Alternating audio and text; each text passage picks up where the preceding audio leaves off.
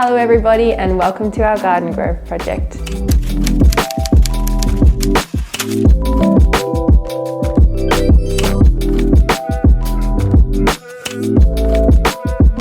Today we're in Mill Park kickstarting our garden grove renovation. In this project we'll be completing a kitchen. We're also doing flooring throughout and painting.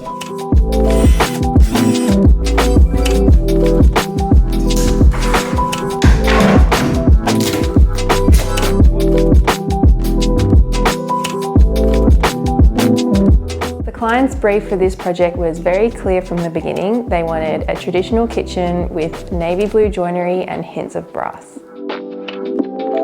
As the clients had clear direction on how they wanted the space to look and feel, I then had the challenge of amplifying the functionality of the layout. Some of my favourite features in this kitchen would have to be the porcelain stone benchtop and also how we've used that to wrap around the range hood, which you can see behind me. I also love the farmhouse sink, which we've paired with a beautiful brass pull-out mixer by ABI Interiors.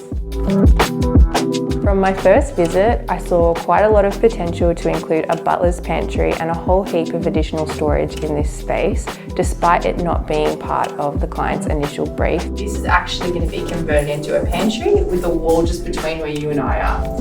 This window is going to be bricked up to a certain height to allow full joinery and a benchtop. They were really thrilled with having the extra storage. We also installed a door into the butler's pantry that leads directly from the garage, which is convenient for unloading your shopping.